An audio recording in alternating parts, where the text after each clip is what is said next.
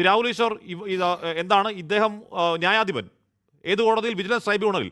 അഴിമതി എങ്ങനെ നടത്തരുത് എന്ന് വിധി എഴുതിയ ഒരു ന്യായാധിപൻ ഈ മഹാതട്ടിപ്പിന് അടിത്തറയിട്ട് കൊടുത്തു എന്നത് എന്തൊരു ഭീകരമാണ് ശ്രീ രാഹുൽ ഈശ്വർ. ഹാഷ്മി, 2-3 കാര്യങ്ങൾ. ഒന്ന്, ആദ്യമായിട്ട് ശബരിമല കേസിന് അറസ്റ്റ് ചെയ്യപ്പെട്ട എന്റെ മുത്തശ്ശി ദേവികി അന്തർജനമാണ്. മുത്തശ്ശിയെയും അമ്മ മല്ലിക നമ്പൂരിയെയും പിന്നീട് പ്രയാർ സാറിനെയും എന്നെ അറസ്റ്റ് ചെയ്തു. അവർ പ്രായമായതുകൊണ്ട് അവരെ വിട്ടു. അന്ന് കൊട്ടാരക്കര ജയിലിലേക്കാണ് കൊണ്ടുപോയത്. അന്ന് ട്രാക്ടറിലാണ്, അതായത് ഒളിച്ചു മൂടിക്കെട്ടി ട്രാക്ടറിൽ, നിങ്ങൾ മീഡിയക്കാർക്ക് വിഷ്വൽസ് കിട്ടാതിരിക്കാൻ വേണ്ടി ആണ് കൊണ്ടുപോയത്. അന്ന് എന്റെ വൈഫ് ദീപ കൊട്ടാരക്കര ജയിലിന്റെ വെളിയിൽ നിന്ന് പൊട്ടിക്കരഞ്ഞുകൊണ്ട് ഒരു ലൈവ് ചെയ്തിട്ടുണ്ട്. അപ്പൊ ഇന്ന് വാസു സാറിനെ അതേ കൊട്ടാരക്കര ജയിലിൽ, എന്നോടൊപ്പം ഞാൻ മാത്രമല്ല 7 പേരുണ്ടായിരുന്നു, ആ കൊട്ടാരക്കര ജയിലിലേക്ക് തന്നെ പോകുമ്പോൾ കാലത്തിനൊരു കാവ്യനീതി ഉണ്ട് എന്ന കാര്യത്തിൽ യാതൊരു സംശയവുമില്ല. പ്രത്യേകിച്ച് വാസു സാറിന്റെ കാര്യത്തിൽ. വാസു സാറെന്നാണ് അന്ന് വിളിച്ചിരുന്നത്, ഇന്നും വിളിച്ചിരുന്നത്. എനിക്ക് 10-20 വർഷമായിട്ട് അറിയാവുന്ന വ്യക്തിയാണ്. വാസു സാറാണ് യഥാർത്ഥത്തിൽ പത്മകുമാർ സാർ ബാലൻസ് ചെയ്യാനെങ്കിലും നോക്കിയിരുന്നു. പക്ഷേ പത്മകുമാർ സാറിനെ മറികടന്ന് മുഖ്യമന്ത്രി ശ്രീ പിണറായി വിജയന്റെ ദൂതനായി ഡൽഹിയിലേക്ക് എത്തി ദേവസ്വം ബോർഡ് അഫിഡവിറ്റിൽ എഴുതാത്ത കാര്യങ്ങൾ അഡ്വക്കേറ്റിനെ കൊണ്ട് ഉന്നയിപ്പിച്ച് അങ്ങനെങ്കിലും കേസ് തോറ്റോട്ടെ എന്ന് വിചാരിക്കുകയും മറ്റും ചെയ്ത വ്യക്തി വാസു സാറാണ്. അതോടൊപ്പം വാസു സാറിനെ കുറിച്ച് ഒരു വരി കൂടെ പറയണം. വ്യക്തിപരമായി യാതൊരു വിരോധവുമില്ല, അദ്ദേഹത്തെ അറിയുന്ന ആളാണ് ഞാൻ, അതുകൊണ്ടാണ് പറയണം. ഞങ്ങൾ ആദ്യ പ്രക്ഷോഭം നമ്മൾ പ്ലാൻ ചെയ്തത് നമ്മുടെ OTC ഹനുമാൻ ടെമ്പിൾ, തിരുവനന്തപുരത്തെ നമ്മുടെ പുതിയ സെക്രട്ടറിയുടെ സൈഡിലുള്ള അമ്പലം. ഞങ്ങൾ അമ്പലത്തിൽ ചെന്നപ്പം വാസു സാറാണ് അവിടെ വിളിച്ചു പറഞ്ഞത്, നിങ്ങളെ അകത്ത് കയറ്റരുത്. ഞങ്ങൾ പറഞ്ഞു, സാർ പ്രാർത്ഥനയ്ക്ക് വേണ്ടി വരികയാണ്. ഞാൻ എന്നിട്ട് വാസു സാറിനെ വിളിച്ചിരുന്നു. വാസു സാർ പറഞ്ഞില്ല, അകത്ത് കയറാൻ പറ്റില്ല, കാര്യം ഹൈക്കോടതി നിയമമാണ്, നിങ്ങൾ പ്രക്ഷോഭകരാണ്, വിശ്വാസികളല്ല എന്നൊക്കെ. ഞങ്ങൾ അകത്ത് കയറി, അത് വേറെ, പോലീസുകാരടക്കം നമ്മളെ സപ്പോർട്ട് ചെയ്തു. അപ്പോൾ വാസു സാർ പക്ഷേ ഞങ്ങൾ ഇങ്ങനെയൊക്കെ പോരാടിക്കൊണ്ടിരുന്ന സമയത്ത് ശബരിമലയിലെ സ്വർണം അടിച്ചു മാറ്റാൻ ശ്രമിക്കുകയായിരുന്നു, നമ്മൾ അറിഞ്ഞില്ല. ഞാനപ്പോൾ എന്റെ കൂടെ നിന്നവരോട് പറഞ്ഞു, വാസു സാർ എന്തൊക്കെ പറഞ്ഞാലും വളരെ സീനിയർ ആണ്, വളരെ മുതിർന്ന ആളാണ്, എല്ലാ പോസ്റ്റിലും വരുന്ന അറിവുള്ള ആളാണ്, അദ്ദേഹത്തിനോട് നയപരമായ വ്യത്യാസം ഉണ്ടായിരുന്നു, അന്നും ബഹുമാനമായിരുന്നു എനിക്കുള്ളത്. പക്ഷേ വാസു സാർ ആ സമയത്ത്, അതായത് പ്രക്ഷോഭകർ തെരുവിൽ അടികൊള്ളുമ്പോൾ എല്ലാ പാർട്ടിക്കാരും ശക്തമായി തന്നെ അവരുടെ അഭിപ്രായങ്ങൾ പിന്നീട് മാറ്റി. അങ്ങനെ ഒരുപാട് അയ്യപ്പ ഭക്തർ സംഘടനകൾക്ക് അതീതമായി തെരുവിൽ തല്ലുകൊള്ളുമ്പോൾ വാസു സാറ് സ്വർണം കക്കാനുള്ള പ്ലാൻ ഉണ്ടാക്കുകയായിരുന്നു എന്ന് സത്യസന്ധമായിട്ട് ഞങ്ങൾ അറിഞ്ഞില്ല എന്നുള്ള ഒരു വേദന കൂടി ഈ അവസരത്തിലുണ്ട്. ഇനിയും നമ്മളിതൊന്നും സംശയിക്കേണ്ട. ഹൈക്കോടതിയുടെ വിധിന്യായത്തിൽ കൃത്യവും വ്യക്തവുമായ കാര്യങ്ങൾ എഴുതി വെച്ചിട്ടുണ്ട്. Heist and plunder. ഹൈക്കോടതിയുടെ വിധി തുടങ്ങുന്നത് ഞങ്ങൾ തെറ്റിദ്ധരിച്ചത് ഇതൊരു പ്രൊസീജിയറൽ ലാപ്സ് ആണെന്നാണ്. അല്ല, ഹേസ്റ്റ് ആൻഡ് പ്ലണ്ടർ, കൊള്ളയും കവർച്ചയുമാണെന്നാണ്. 2, ഇതിൽ പിടിക്കപ്പെടുന്നവർ രക്ഷപ്പെടാവുന്ന ഒരു കാരണവശാലും വിശ്വസിക്കരുത്. കാര്യം ഹൈക്കോടതി സ്വമേധയാ എടുത്ത കേസാണ്. ഹൈക്കോടതി അക്കമിട്ട് 8ാം പാരാഗ്രാഫിൽ 9 കാര്യങ്ങൾ അക്കമിട്ട് ഹൈക്കോടതി പറയുന്നുണ്ട്, നിങ്ങൾ അത് അന്വേഷിക്കണം. പിന്നെ ഹാഷ്മി പറഞ്ഞു ഒരു കാര്യം വളരെ പ്രസക്തമാണ്. ഈ വിഷയത്തിലെ ഹീറോ, ശബരിമല പോരാട്ടത്തിൽ അയ്യപ്പ ഭക്തരായിരുന്നു ഹീറോ.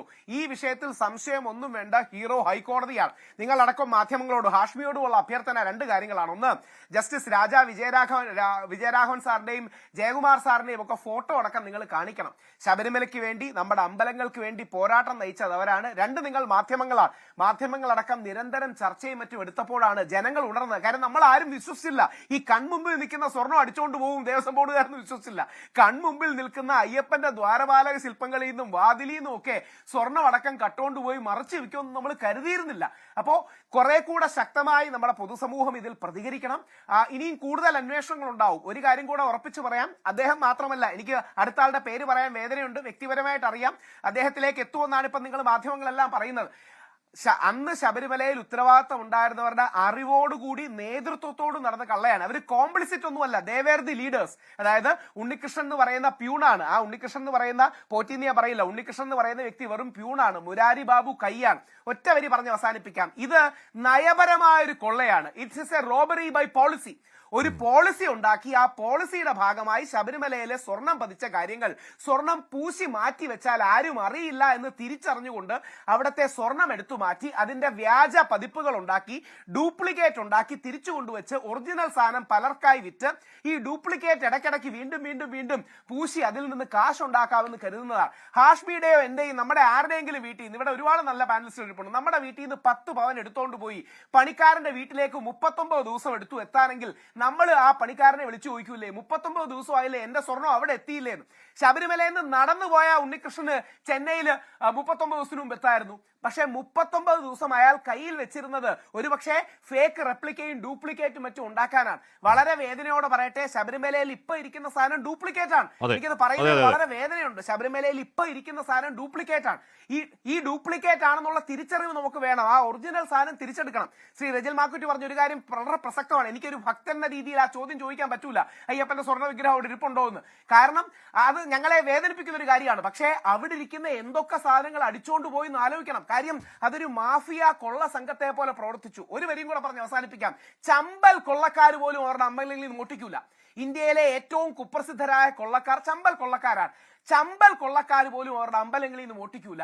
ആ മോഷണമാണ് ദേവസ്വം ബോർഡ് നടത്തിയത്. അതിന് മാപ്പില്ല. അറസ്റ്റിലാകണം. അതിന് മാപ്പില്ലെന്ന കാര്യത്തിൽ ഒരു തർക്കം വേണ്ട. അത് കേരളം മറക്കുന്ന കൊള്ളയുമല്ല. കാര്യം ശബരിമല കേരളത്തിന് അത്രത്തോളം പ്രിയപ്പെട്ടതാണ്. ജാതി മതഭേദമന്യേ ലോകത്തെവിടെയായാലും ഏത് സമയത്തും 24 വാർത്തകളും ഓഗ്മെന്റഡ് റിയാലിറ്റി പാക്കേജുകളും എക്സ്പ്ലെയിനറുകളും വിശദമായി കാണാൻ ഞങ്ങളുടെ യൂട്യൂബ് ചാനൽ നിങ്ങൾക്ക് സബ്സ്ക്രൈബ് ചെയ്യാം.